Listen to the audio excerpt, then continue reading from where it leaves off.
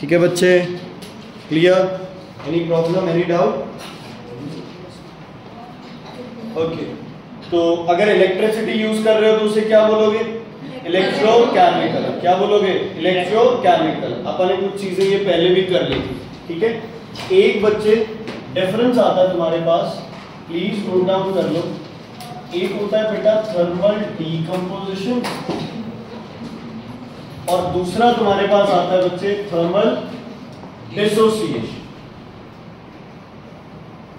एक होता है थर्मल डीकंपोजिशन, एक होता है थर्मल डिसोसिएशन। थर्मल है दोनों, तो किसकी प्रेजेंस में होंगे दोनों? हीट की प्रेजेंस में। This is a decomposition reaction in the presence of heat. This is also a kind of decomposition reaction in the presence of heat. फिर डिफरेंस क्या है? This reaction is irreversible and this reaction is reversible. इसका मतलब ये है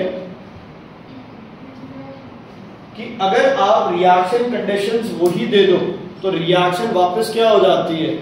repeat कर लेती है अपने आप को। जैसे NH3 plus HCl gives you what? NH4Cl।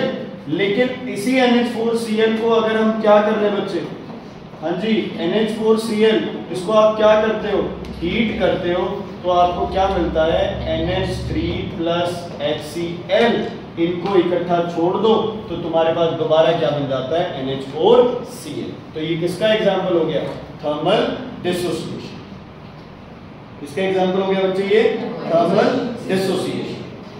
ठीक है, जब प्रोडक्ट्स रिकंबाइन करके दोबारा रिएक्टेंट्स बना ले, इनको आप क्या बोलोगे? Thermal dissociation. बाकी डीकंपोजिशन के तो कितने मर्जी एग्जांपल, कार्बोनेट तोड़ लो, नाइट्रेट। जी वीडियो बंद हो गई क्यों? ये देखो ना, 100 + 100,000 होगी, सबको बताऊंगा।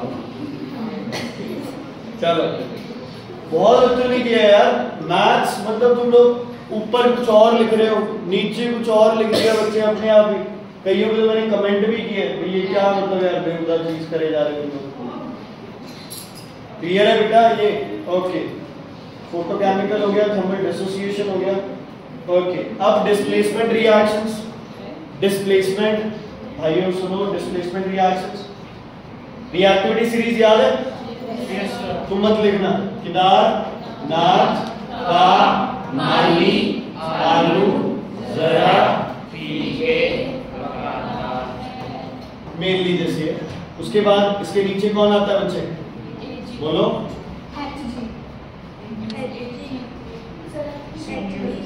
कौन आता है यहाँ पे? Cu। और कौन आता है? कौन आता है? और Ag और Au। ठीक है, प्रतिष्ठा, इनमें से सबसे ज्यादा रिएक्टिव कौन है? प्लैटिनम ही है सबसे ज्यादा। जितना नीचे उतना रिएक्टिविटी भी नीचे, जितना ऊपर उतनी रिएक्टिविटी भी ज्यादा। पोटेशियम के कंपाउंड से पोटेशियम को कोई रिप्लेस नहीं कर सकता। ठीक है, पोटेशियम जिसके साथ चाहे कंबाइन कर सकता है, पोटेशियम को कोई रिप्लेस नहीं कर सकता, बिकॉज ये सारे मेटल्स पोटेशियम से क्या लाई करते हैं? नीचे लाई करते हैं। समझ आ गई बच्चे? इसका मतलब आपकी ये रिएक्शन तो पॉसिबल है। क्यों? क्योंकि आयरन क्या है? ऊपर है, कॉपर क्या है? नीचे है। आयरन किसको कहता है? चल यहां से मैं बनाऊंगा कंपाउंड FeSO4, क्योंकि हर एलिमेंट क्या बनाना चाहता है? कंपाउंड, कंबाइन होना चाहता है। टू क्यों कंबाइन होते हैं elements? To attain stable noble gas configuration. ठीक है जी। अब अगर पेपर में आ जाए Cu plus FeSO4, है ना, मेरे जैसे बच्चे होंगे वो सीधा कर देंगे CuSO4 plus Fe, हमारे तो 100 आउट ऑफ 100 आ गए। नहीं हो, ध्यान रखना है, this reaction is not possible. समझ आ गई? FeSO4 को कॉपर के कंटेनर में डाल दो, कुछ नहीं होगा। लेकिन अगर CuSO4 को लोहे के कंटेनर में डाल दिया तो वो आयरन उसके साथ क्या कर जाएगा, रिएक्ट कर जाएगा। क्या कर जाएगा, रिएक्ट। समझ आ गई बच्चे? तो डिस्प्लेसमेंट रिएक्शन में एक मोर रिएक्टिव एलिमेंट एक लेस रिएक्टिव एलिमेंट को क्या कर देता है, डिस्प्लेस। समझ आ गई? अब हम रिएक्शन लिखते हैं Zn प्लस HCl, क्या बनता है, ZnCl2 प्लस H2। क्या ये रिएक्शन पॉसिबल है Cu प्लस HCl? क्योंकि कॉपर हाइड्रोजन से कहां है बच्चे, जिंक हाइड्रोजन के लात मार के इसको यहां से भगा देता है और कहता है I will form a bond ZnCl2। समझ आ गया? Is it clear? ओके बच्चे, ये वैसे ही हमारा सेम जो 9th वाला 8th वाला। अब ये बताओ मुझे इसमें क्या हुआ, Cl2 प्लस H2, तो H ने Zn को भगा दिया यहां से,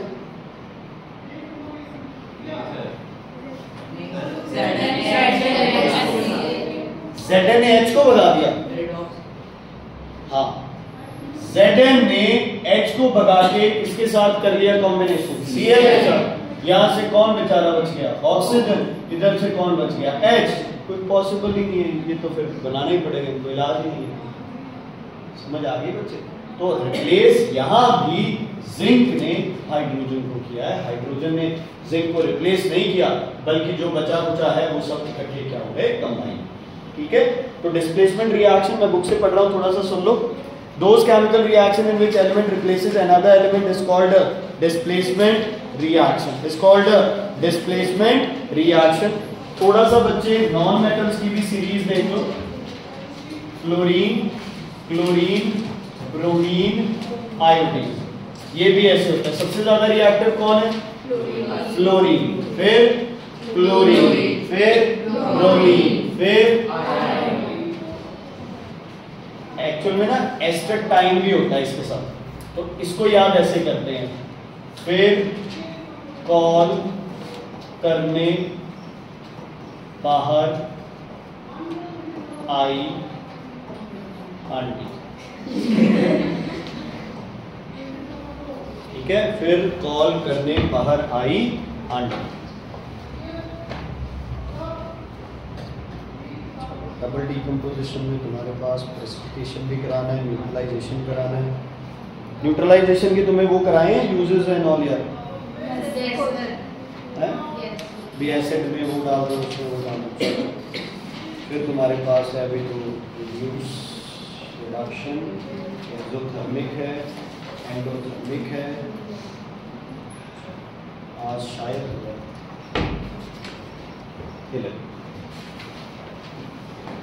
ओके बच्चे, ठीक है? ये नॉन मेटल्स की है, वो किसकी थी, मेटल्स की थी।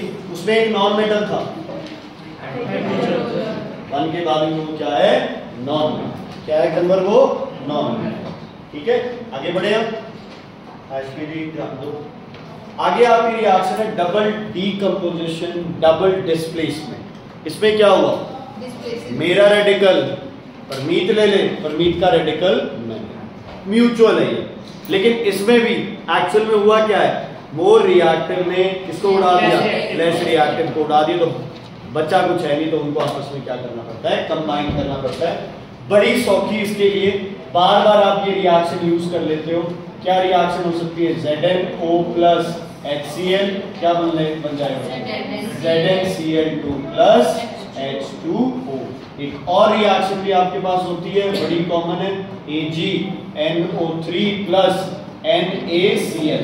बताओ कौन एक्टिव होगा इसमें से, एक्टिव कौन होगा पहले, Ag की क्या औकात है बेटा इस Na के आगे, Na शाही आदमी, ये वहां नीचे घिरा हुआ इंसान है। ठीक है, तो Na क्या करेगा, Na साथ छोड़ेगा Cl का और कहेगा मैं तो NaNO3 बनाऊंगा। कोई इलाज नहीं, बनाना ही पड़ेगा। ये बना लेगा NaNO3 और Ag क्या बना लेगा, AgCl। कौन सा PPT, YTP। समझ आ गई, क्लियर बच्चे? तो डबल डिस्प्लेसमेंट रिएक्शन दो तरीके की होती है, ध्यान से समझो। एक रिएक्शन में बनता है क्या, PPT, और एक में बनता है आपके पास salt and water, salt and water, salt and water, बोलो only, ये only word बहुत इंपॉर्टेंट है यहाँ पे, this only word is very very important। ठीक है बच्चे, एक बेसिक सा डिफरेंस बता रहा हूं, ठीक है, एक बॉक्स बना के उसमें नोट कर लेना, बेसिक सा डिफरेंस बता रहा हूं। अगर किसी एलिमेंट का आपके पास है ऑक्साइड, मेटल का सॉरी, अगर किसी मेटल का है ऑक्साइड या फिर हाइड्रो ऑक्साइड, समझ रहे हो बच्चे, ऑक्साइड या फिर हाइड्रो ऑक्साइड, इसको बोलते हो आप बेस। क्या बोलते हो इसको आप? बेस। ये बहुत डिटेल में है टॉपिक, लेकिन अभी आप ज्यादा डिटेलिंग नहीं करेंगे। किसी का ऑक्साइड और हाइड्रोक्साइड क्या बोलेंगे उसको? Base. Zinc oxide is base, silver hydroxide base, gold hydroxide base, copper hydroxide base, है ना, ठीक है, पोटेशियम हाइड्रोक्साइड बेस, ये सब क्या है तुम्हारे बेस। समझ आ गई? अब अगर आपके पास नॉन मेटल्स का कंपाउंड है, किसका कंपाउंड है? नॉन मेटल्स का कंपाउंड है, जिसमें फ्रंट में तुम्हारे पास क्या मिले? H। क्या मिले? H। उसको आप क्या बोलते हो? H, और पीछे कुछ भी और हो, इसको आप क्या बोलते हो? एसिड। देखो बच्चे, एक तरह से मैं गलत बता रहा हूं तुम्हें, एसिड वो होता है जिससे H पॉजिटिव आयंस बनते हैं, बट अभी के लिए अपने को डिटेलिंग नहीं करनी है, तो अभी थोड़ा हमें समझना जरूरी है, इसलिए आप ये लगा लो कि जिसके आगे H लग रहा है ना, वो तुम्हारा क्या है? एसिड। कोई बताना है H लग रहा हो एसिड? HCl, H2SO4, HNO3, एक फॉस्फोरिक भी कर रखा है, H3PO4, सबके आगे H है, तो इन सबको हम क्या बोलेंगे? एसिड। क्या बोलेंगे इनको? एसिड। ठीक है, बेस कुछ अलग है, एसिड कुछ अलग है। जब दोनों को मिला लिया जाए तो दोनों एक दूसरे को क्या कर देते हैं? न्यूट्रलाइज कर देते हैं। क्या कर देते हैं? अच्छा, ध्यान से सुनो, ऑक्साइड हाइड्रोक्साइड छोड़ दो, उसके बाद नेगेटिव आयंस बोलो। ऑक्साइड हाइड्रोक्साइड को छोड़ के नेगेटिव आयंस बोलोगे। क्लोराइड, ब्रोमाइड, आयोडाइड, कार्बोनेट, कितने मतलब यार तुम्हें कितने सारे आते हैं ना, सोचना पड़ रहा है तुम्हें। बोलो दोबारा, 1 2 3 स्टार्ट, बोलो।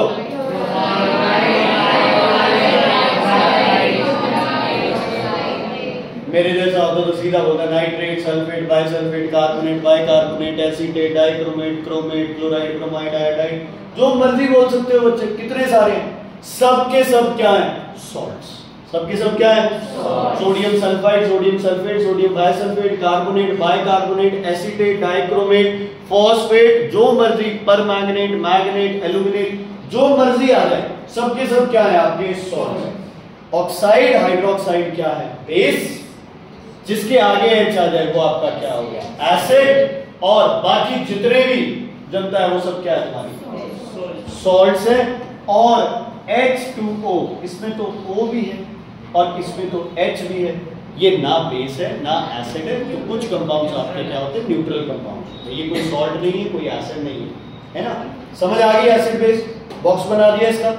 चलो वापस चले, बताओ भाई, जिंक ऑक्साइड क्या है? Very good. HCl क्या है? अब क्लोराइड, ना ऑक्साइड ना हाइड्रोक्साइड, तो ये क्या हो गया? सारे सॉल्ट। सॉल्ट प्लस वाटर, इस रिएक्शन को आप क्या बोलते हो बच्चे? Neutralization reaction. Only word has a big importance, अभी नहीं बताऊंगा, 10th स्टैंडर्ड में बताऊंगा, ठीक है। हर चीज 9th स्टैंडर्ड की फीस में नहीं मिलेगी तुम्हें, क्या ऐसे तो करना है या 10th में एक दो कंपाउंड्स करेंगे, उनमें ये वर्ड ओनली की इंपॉर्टेंस आएगी, ठीक है। तो what is neutralisation reaction? When a base and acid react या neutralise to form salt and water only. ये only word very very important. अगर कोई बेस एसिड के साथ ये दो के सिवाय कुछ और भी बना रहा हो ना, तो वो बेस नहीं है, वो एक्सेप्शंस में आ जाएगा, ठीक है। अब दूसरी रिएक्शन क्या की हमने? ये क्या है आपके पास? Aqueous solution. ये क्या है आपके पास? Aqueous solution. ये क्या है आपके पास? Aqueous solution. ये क्या है आपके पास? डीपीटी। दो सॉल्युबल चीजें मिक्स होके क्या बना दे? एक इनसॉल्युबल बना दे। इसको आप क्या बोलते हो? Precipitation reaction. ठीक है? When two soluble compounds form a insoluble precipitate, it is called precipitation reaction. क्या बोलते हैं इसे? Precipitation reaction. ठीक, कोई दिक्कत? एक न्यूट्रलाइजेशन रिएक्शन का देखे वीडियो? ऐसे बोर हो जाते हैं पढ़ा के, तुम लोग पढ़ के। Here I will demonstrate a test to identify the nitrate ion present in a salt sample. To understand how this works in terms of theory, please check out the link in the description. This is a very good demonstration for grade 10 science students. Here we have potassium nitrate, a white colored salt soluble in water, and FeSO4, that is ferrous 2 sulfate, slightly green in color, which is less soluble in water.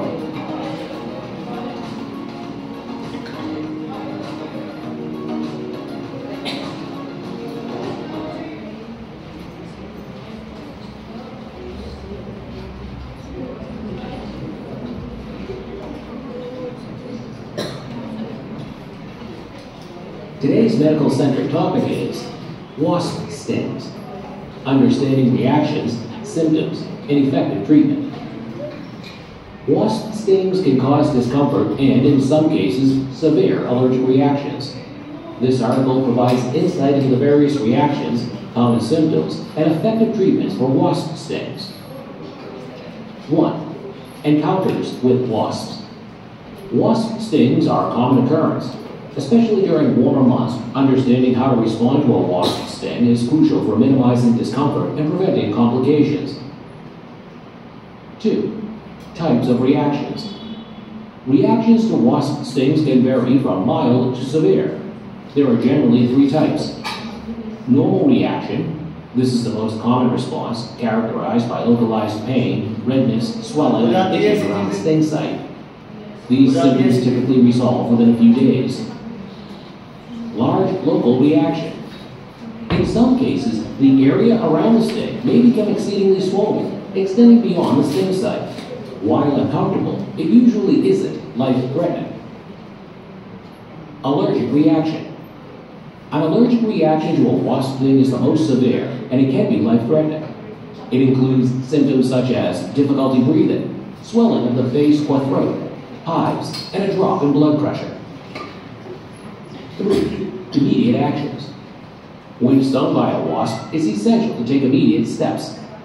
Remove stinger. Use a flat-edged object like a credit card to scrape off the stinger gently. Do not pinch or squeeze it, as this can release more venom. Wash the area. Clean the sting site with soap and water to reduce the risk of infection. Cold compress. Apply a cold compress or ice wrapped in a cloth to reduce pain and swelling. 4. Over-the-counter remedies. Over-the-counter medications such as antihistamines and pain relievers can help alleviate discomfort. wasp sting समझ आ गया सब? ठीक है बच्चे, thank you बेटा।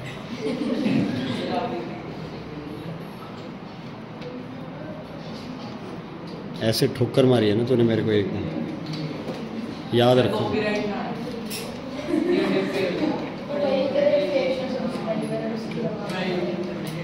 चलो सुनो बच्चे, बी स्टिंग और वॉस्प स्टिंग है ना, बी स्टिंग वॉस्प स्टिंग बच्चे, ये हमें क्या देते हैं? ये हमें एक फॉर्मिक एसिड आता है हमारे बॉडी में। क्या जाता है? Formic acid. उसकी वजह से हमें क्या हो सकता है? एलर्जिक रिएक्शन हो जाता है। अब हमें क्या होता है कि हम बहुत बार क्या है कि बाई चांस अपने को किसी ने स्टिंग कर दिया है ना, हम लगते हैं उसमें मसलते, कोई कड़े मसलते हैं, चाबी मसलते हैं, उससे कुछ हुआ ना हुआ हो, है ना, जो हम कर रहे हैं उससे पता नहीं आपका कितना नुकसान कर रहे हैं। इसके पीछे एक लॉजिक है बच्चे, है ना। मैंने ये वीडियो तुम्हें क्यों दिखाई है? मैंने सिर्फ तुम्हें ये बताने के लिए दिखाई है कि उसके तुम्हारे केमिकल रिएक्शन होते हैं बॉडी के अंदर, वो तुम मसलने से वो केमिकल रिएक्शन खत्म नहीं होते। अब तुम्हें क्या ध्यान रखना है बच्चे, अगर जब आपको वॉश स्टिंग या बी स्टिंग हो रहा है ना, तो आपकी बॉडी में क्या इंजेक्ट होता है? Formic acid. क्या इंजेक्ट होता है?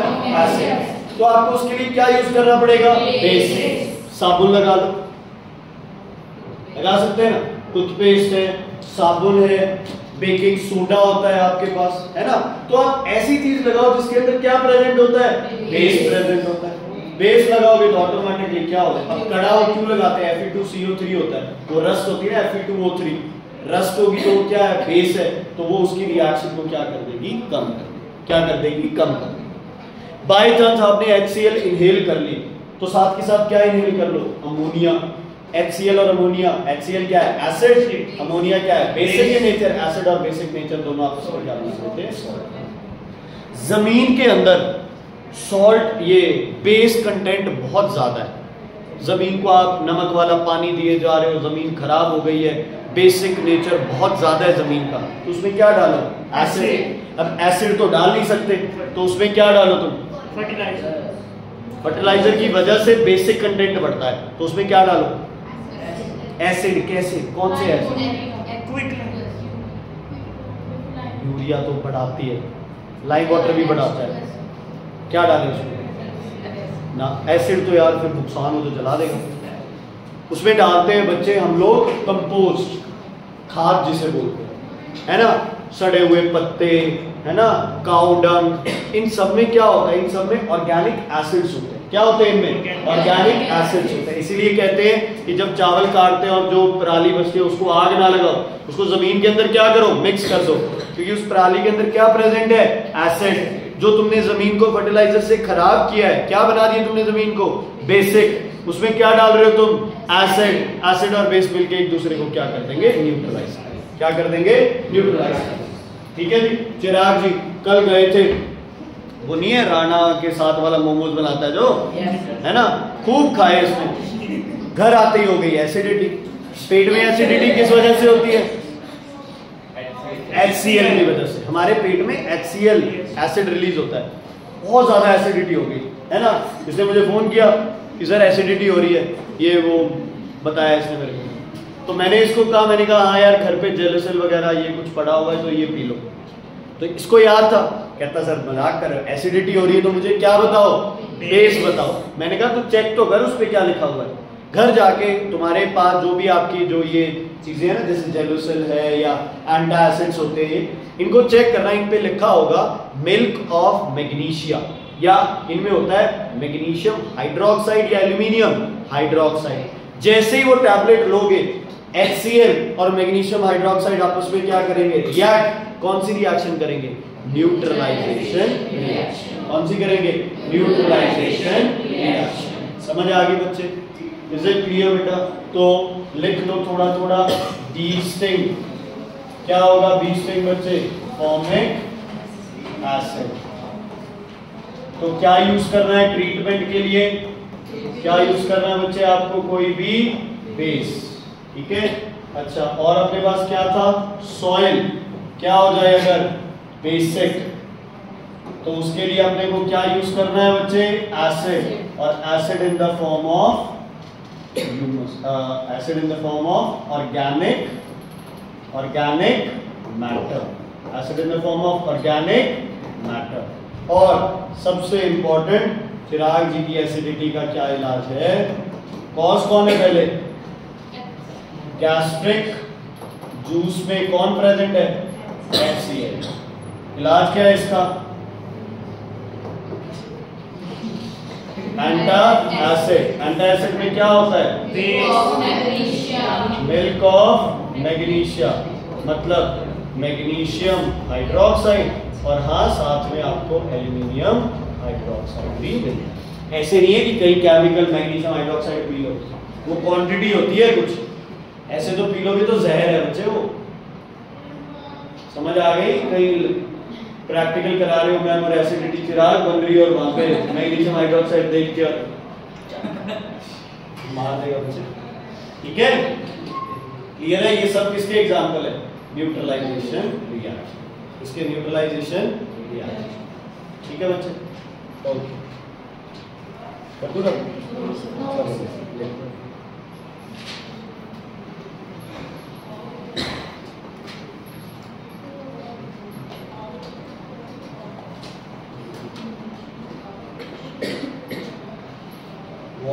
बोलते हैं ना, जो क्या बोलते हैं, उसमें एसिड होता है, सॉरी बेस होता है, उसमें विनेगर लगा सकते हो। लिखना है तो लिख लो।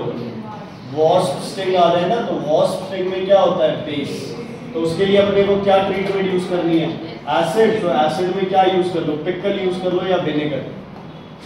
सिरका बोलते हैं ना जिसे, एसिडिक एसिड होता है वो यूज करो। पर ऐसे ढूंढने नहीं जाना, ढूंढने नहीं,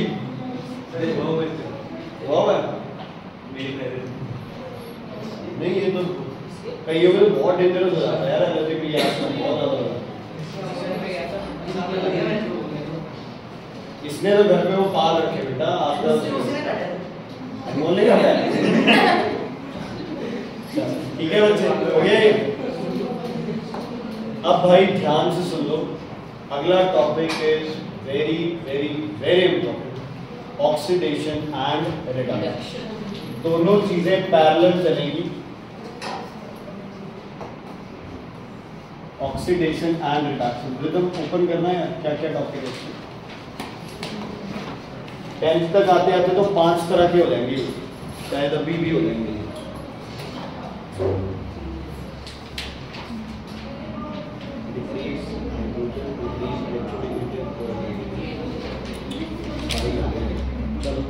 चलो बच्चों, तुम्हें पता है कुछ ऑक्सीडेशन रिडक्शन का? ऑक्सीजन में क्या गेन होता है, ऑक्सीजन, और यहाँ क्या होता है, लॉस ऑफ ऑक्सीजन। यहाँ क्या होता है बच्चे, पक्का? ओके, लॉस किसका होता है बच्चे, हाइड्रोजन का, और यहाँ गेन क्या होता है, हाइड्रोजन। इतना तो पता है तुम्हें, कोई दिक्कत, कोई प्रॉब्लम? अब बढ़ते हैं बच्चे हम अगले लेवल पे। शायद इसका भी कुछ पार्ट तुम्हें टीचर ने कभी बताया हो। ऑक्सीडेशन का मतलब होता है losing what, losing what, electrons. और रिडक्शन का मतलब होता है क्या, gaining electron. Metals electron lose करते हैं या गेन करते हैं, मेटल्स लूज करते हैं। तो मेटल्स की क्या होती है हमेशा, ऑक्सीडेशन। और नॉन मेटल्स इलेक्ट्रॉन क्या करते हैं, गेन। तो नॉन मेटल्स की क्या होती है, ऑक्सीडेशन, रिडक्शन। ठीक है, तो लूजिंग इलेक्ट्रॉन्स, एग्जांपल दे दो क्या बच्चे, मेटल्स। तो मेटल्स की क्या होती है, क्या होती है मेटल्स की, ऑक्सीडेशन। और गेन कौन करता है, इलेक्ट्रॉन्स, नॉन मेटल्स। तो नॉन मेटल्स की खुद की क्या होती है, रिडक्शन। क्या होती है, रिडक्शन। समझ आ गया बच्चे, इज इट क्लियर? ठीक है, इसको अपन दो तरीके से पढ़ते हैं, जो अगला टॉपिक है इसे। ठीक है, आप वो कंटिन्यू रखना है। इधर देखो बच्चे, इसमें और इसमें क्या डिफरेंस है। ऐसे मत कहना ये सोडियम है वो सल्फेट है, कोई बेसिक डिफरेंस है। ये पॉजिटिव चार्ज है, ये नेगेटिव चार्ज। इसके चार्ज की वजह से इसका एक नाम बनता है, सोडियम आयन छोड़ के एक नाम बनता है इसका। क्या नाम बनता है इसका, क्या बनता है, बोलो, इलेक्ट्रो, बोलो, इलेक्ट्रो पॉजिटिव। और इसका तुम्हें कैसे पता इसका इलेक्ट्रोनेगेटिव होगा, अरे वाह, उसका नहीं पता चला था, उसका नहीं पता चला था। ठीक है, क्लियर है बच्चे? अब ध्यान से सुनना ये बात। मान लो मुझे इलेक्ट्रॉन लूज करना है, मुझे इलेक्ट्रॉन लूज करना है, मुझे इलेक्ट्रॉन लूज करना है। लूज करके मैं क्या बनूंगा, इलेक्ट्रो पॉजिटिव। मैं इलेक्ट्रो पॉजिटिव तब बनूंगा जब मेरे पास कोई इलेक्ट्रोनेगेटिव आएगा। मैं इलेक्ट्रॉन लूज कब करूंगा, जब कोई इलेक्ट्रॉन गेन करने वाला होगा। कौन होगा इलेक्ट्रॉन गेन करने वाला। इलेक्ट्रॉन गेन करने वाले को क्या बोलते हैं, इलेक्ट्रोनेगेटिव। क्या बोलते हैं, इलेक्ट्रोनेगेटिव। मैं इलेक्ट्रॉन देना चाहता हूं, हार्दिक मुझसे इलेक्ट्रॉन लेना चाहता है, मैं क्या हो गया, इलेक्ट्रो पॉजिटिव। ये क्या हो गया, इलेक्ट्रो नेगेटिव। मैं इलेक्ट्रॉन लूज करूंगा, मेरी क्या होगी, ऑक्सीडेशन। ये इलेक्ट्रॉन गेन करेगा, इसकी क्या होगी, रिडक्शन। पहली बात क्लियर है? अच्छा, अगर मेरे अंदर हार्दिक को आप ऐड कर रहे हो, तो मेरी क्या हो रही है? Oxidation reduction, oxidation. हार्दिक मेरे अंदर आएगा तो मैं इलेक्ट्रॉन क्या करूंगा? लूज। समझ आई कि नहीं? हार्दिक इलेक्ट्रॉन क्या कर रहा है? गेन। मैं क्या करता हूं? लूज करता हूं। ठीक है, हम अननोन है। लेकिन अगर मेरी और हार्दिक की फ्रेंडशिप हो जाती है तो मैं अपना इलेक्ट्रॉन क्या कर सकता हूं? लूज कर सकता हूं। मेरी क्या हो जाएगी? ऑक्सीडेशन। मेरे अंदर हार्दिक को ऐड किया तो मेरी क्या हो गई? ऑक्सीडेशन। मेरे अंदर इलेक्ट्रोनेगेटिव ऐड किया तो मेरी क्या हो गई? ऑक्सीडेशन। समझ आई बात या नहीं? दोबारा बता रहा हूं, अगर मैं इलेक्ट्रॉन जैस्मिन जी लूज कर सकता हूं तो मुझे एक ऐसा एलिमेंट चाहिए जो मेरा इलेक्ट्रॉन ले सके। वो एलिमेंट कौन होगा? इलेक्ट्रोनेगेटिव। कौन होगा वो? इलेक्ट्रोनेगेटिव। समझ आ गई? तो ऑक्सीडेशन वाली साइड लिखो बच्चे, ऑक्सीडेशन वाली साइड लिखो क्या?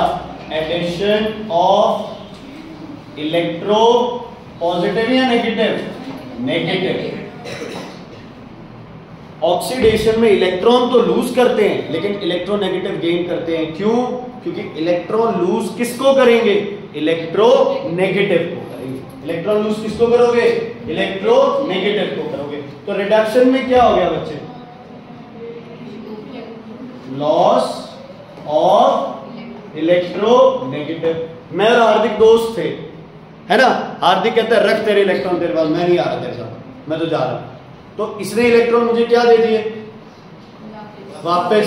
मैंने इलेक्ट्रॉन क्या कर लिए? गेन। मेरी क्या हो गई? ये आ गया, मैंने इलेक्ट्रॉन क्या कर दिए? लूज। मेरी क्या हो गई? ऑक्सीडेशन। ये चला गया, मैंने इलेक्ट्रॉन क्या कर लिए? गेन। मेरी क्या हो गई? ठीक है। अब इलेक्ट्रो पॉजिटिव वाला इसका उल्टा हो जाएगा। क्या लिखेंगे? Loss of electropositive. और यहां क्या लिखेंगे? गेन ऑफ या addition of, sorry, addition of electro positive.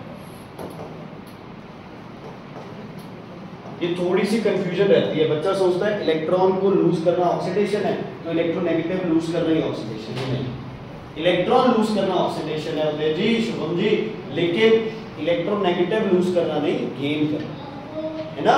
मैं नॉलेज देना चाहता हूं तो मुझे कोई लेने वाला भी तो चाहिए। मैं इलेक्ट्रॉन देना चाहता हूं तो मुझे इलेक्ट्रॉन क्या चाहिए? लेने वाला। लिख लो हिंदी में, इलेक्ट्रोनेगेटिव इज इलेक्ट्रॉन लेने वाला। इलेक्ट्रॉन लेने वाले को क्या बोलते हैं? क्या बोलते हैं? इलेक्ट्रोनेगेटिव। और जो इलेक्ट्रॉन देता है उसे क्या बोलते हैं? इलेक्ट्रो।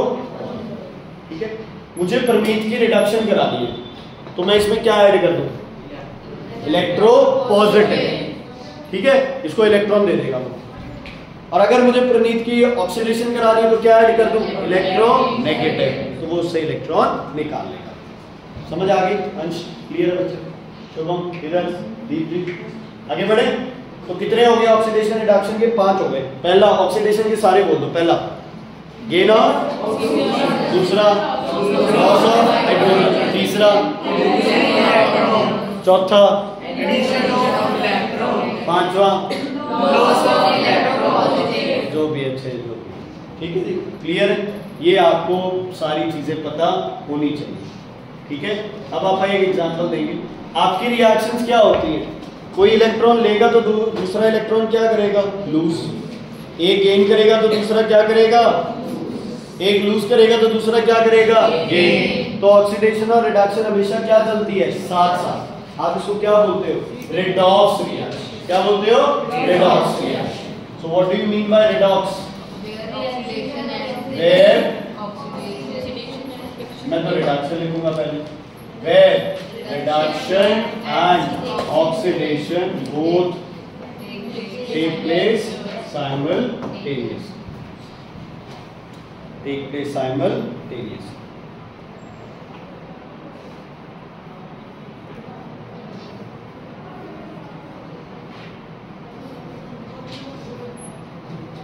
ठीक है बच्चे, क्लियर?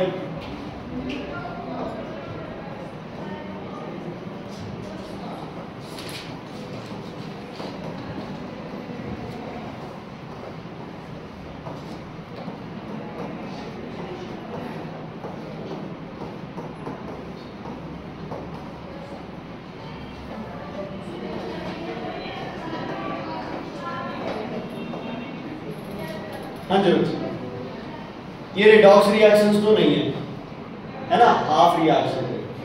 अब ज्यादा दिमाग नहीं लगाना, आज भी बताओ, ध्यान दो बच्चे। पॉजिटिव या नेगेटिव चार्जेस किस वजह से बनते हैं? लॉस और gain of electron. Rakshit ji, positive charge कब गेन करता है? Loss of electron. और negative charge gain. Sodium Na से क्या बन गया? Na पॉजिटिव, इलेक्ट्रॉन लूज किए या लूज। चलो, इसने इलेक्ट्रॉन क्या कर लिए? लूज। यहां चार्ज कितना है इस पे? 0। यहां चार्ज कितना है इस पे? 1। बताओ कितने इलेक्ट्रॉन लूज किए इसने? समझ आ गई? किसी को नहीं समझ आया तो पूछो। सोडियम के पास कोई चार्ज नहीं था, सोडियम के पास पॉजिटिव चार्ज आ गया, तो उसने इलेक्ट्रॉन क्या किया? लूज। तुम बताओ लॉस ऑफ इलेक्ट्रॉन को क्या बोलते हो? क्या बोलते हो लॉस ऑफ इलेक्ट्रॉन को? ऑक्सीडेशन। क्या बोलते हो लॉस ऑफ इलेक्ट्रॉन को? ऑक्सीडेशन। क्लियर है बच्चे? ओके। Cl के पास चार्ज था 0, बन गया 1 नेगेटिव, तो क्या किया इसने? क्या किया? 1 इलेक्ट्रॉन गेन किया। गेन ऑफ इलेक्ट्रॉन को क्या बोलते हो तुम? चक्कर तो और पड़ेगा बेटा, ये पॉजिटिव से पॉजिटिव ही है। पहले 2 पॉजिटिव था, अब 3 पॉजिटिव हो गया। पहले तो मुझे बताओ, दोनों में से किसके पास इलेक्ट्रॉन कम है?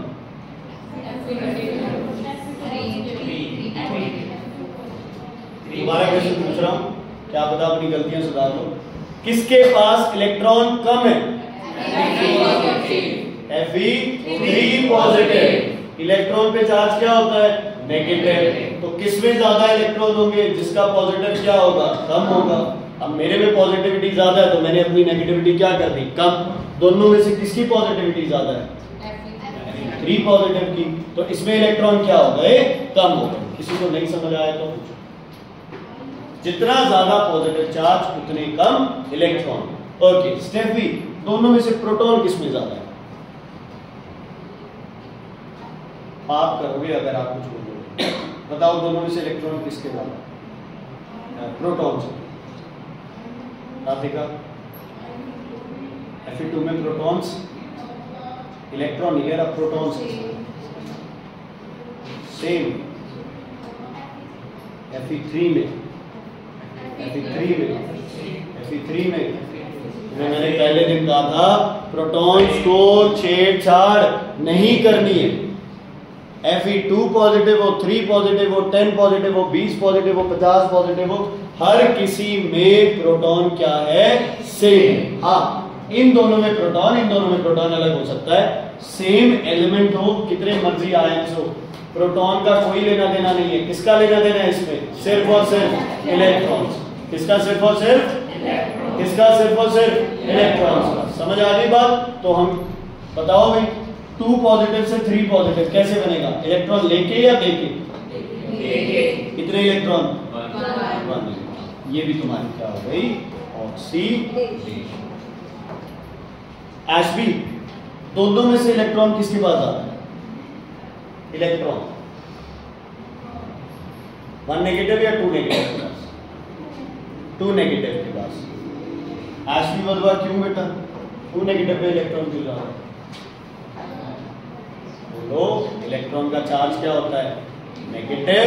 जिसके पास ज्यादा नेगेटिव चार्ज, उसके पास इलेक्ट्रॉन्स क्या है? ज्यादा है।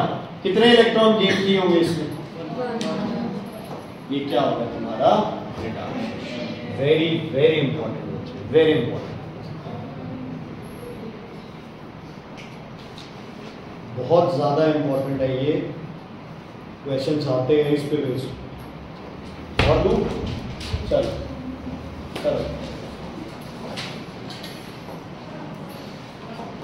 तुम्हें यहाँ वो भी लिखना है, गेन होंगे, लूज होंगे, जो भी है।